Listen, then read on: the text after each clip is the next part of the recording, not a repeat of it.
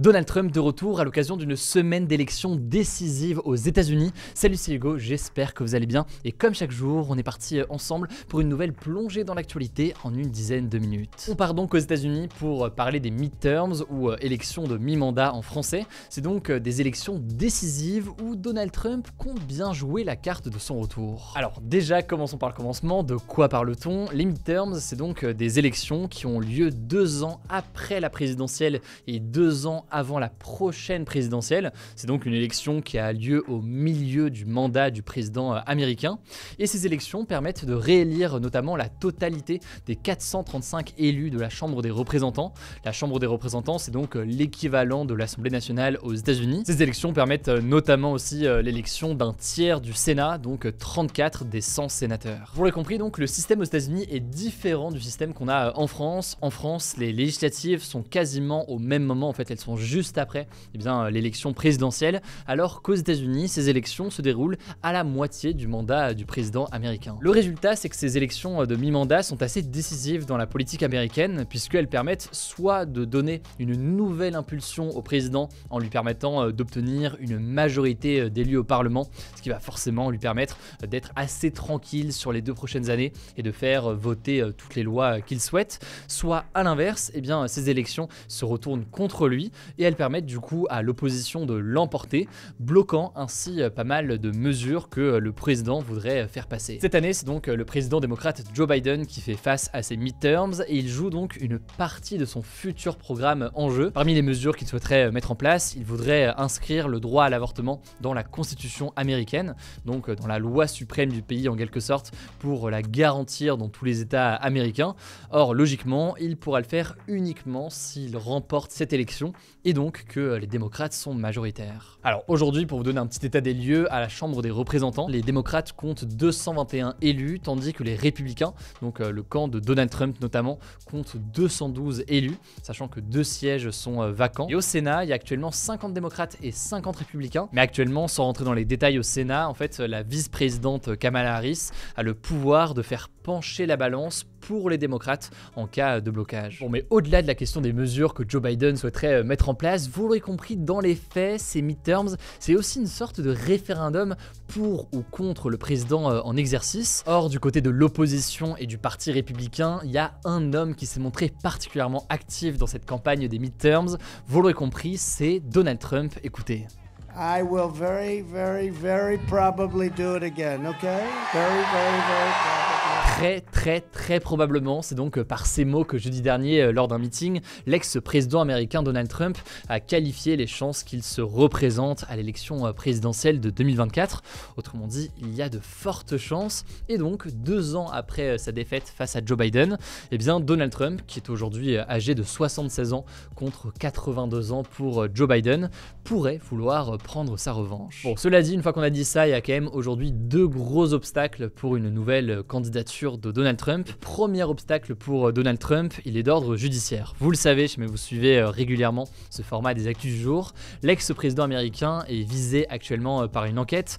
Les enquêteurs se penchent sur son rôle dans l'attaque du Capitole. Le Capitole donc où se situe le Parlement à Washington DC. C'est une attaque qui s'est déroulée le 6 janvier 2021, le jour de l'investiture officielle de Joe Biden comme président, dans une élection donc que Donald Trump contestait. Alors sans rentrer dans tous les détails, en gros la question c'est de savoir dans quelle mesure Donald Trump a encouragé ses partisans à aller envahir le Capitole pour créer le chaos.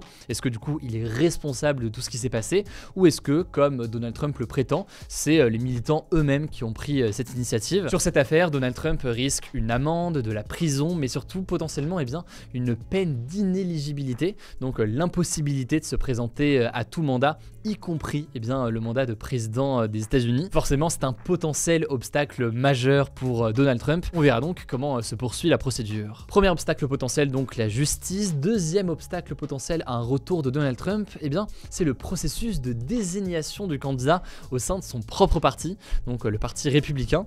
Et oui, parce que si Donald Trump veut être de nouveau candidat, plusieurs membres de son parti ne sont pas vraiment du même avis, et ce notamment parce que beaucoup de membres du parti républicain n'ont pas apprécié que Donald Trump conteste ainsi la victoire de leur opposant Joe Biden. Du coup, d'autres personnes du parti républicain comptent se présenter face à lui. C'est le cas par exemple du gouverneur de Floride, Ron DeSantis. Bref, vous l'avez compris, Donald Trump tente de dépasser ces deux obstacles. Concernant l'enquête sur l'assaut du Capitole, Trump essaie d'en jouer politiquement à son avantage. En gros, il n'arrête pas de marteler depuis le début que cette enquête c'est une farce selon lui, qu'il est un martyr et que cette enquête c'est un coup politique mené par les démocrates pour l'empêcher de se représenter justement en 2024. Dans tous les cas, évidemment, on verra comment ça évolue et s'il est condamné à une peine d'inéligibilité, ça va être très très compliqué. Ensuite, concernant le deuxième obstacle, la question des adversaires en interne au sein de son propre camp du parti républicain, Donald Trump pourrait tenter de se porter candidat très très tôt,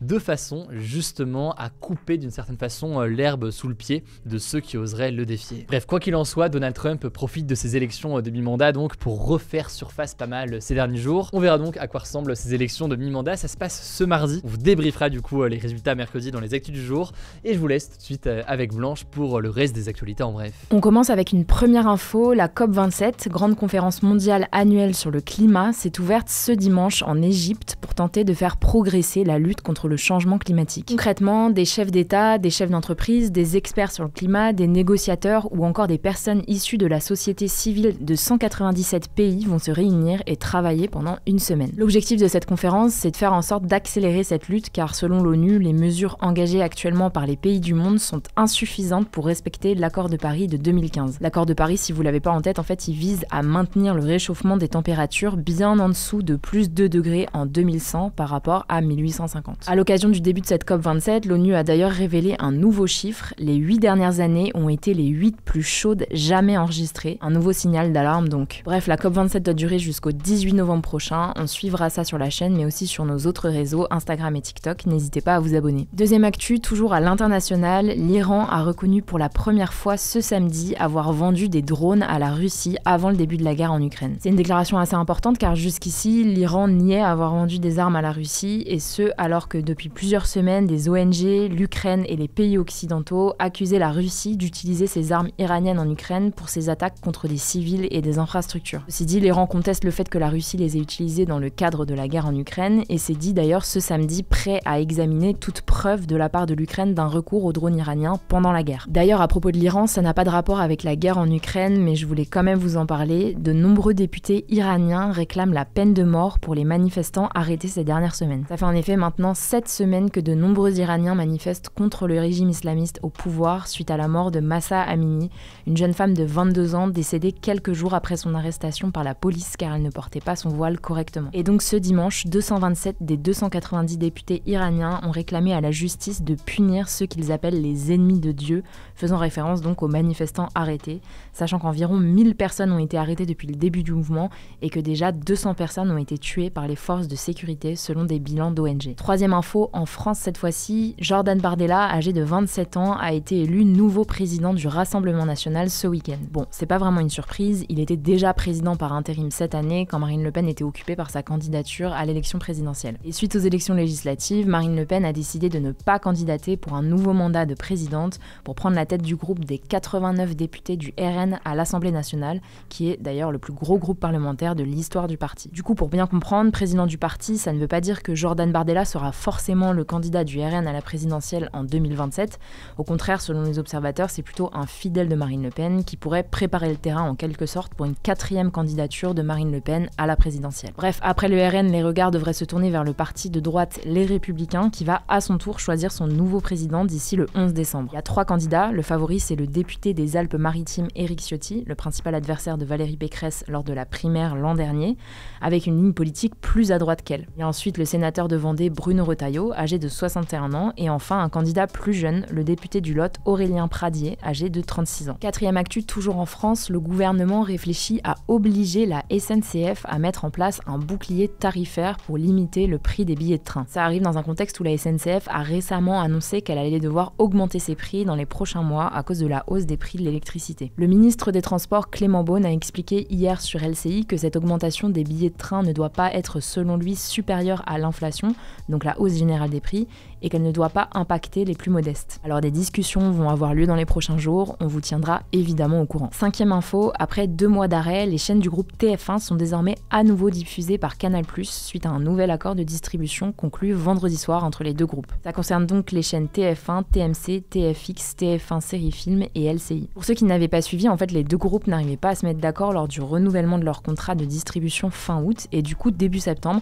le groupe Canal+ avait tout simplement décidé de supprimer toutes ces chaînes de ses bouquets. Résultat, les abonnés Canal+ ne recevaient plus aucune chaîne du groupe TF1 chez eux, que ce soit en direct ou en replay. En tout cas, cet arrêt a eu un impact non négligeable sur TF1 qui a enregistré une chute importante de ses audiences en octobre. Enfin, dernière info en France, et ça concerne la santé. Depuis ce lundi, les pharmaciens peuvent injecter tous les vaccins et les rappels prescrits par les médecins, donc par exemple les vaccins contre le tétanos, la rougeole, le papillomavirus ou encore la coqueluche. Jusqu'ici, ils ne pouvaient administrer que les vaccins contre le Covid et la grippe. Alors il y a 2 objectifs derrière cette mesure. D'une part, soulager les médecins généralistes qui étaient jusqu'ici les seuls à pouvoir administrer ces vaccins, mais aussi d'autre part augmenter le nombre d'adultes vaccinés. En effet, se faire vacciner, ça demandait pas mal d'efforts pour les patients qui devaient prendre un premier rendez-vous chez le médecin, aller acheter leur vaccin, puis prendre un deuxième rendez-vous chez le médecin pour se faire injecter le vaccin. Bref, à voir donc comment les pharmaciens vont s'organiser. En tout cas, dans les 2 prochains mois, ils devraient également pouvoir prescrire eux-mêmes ces vaccins.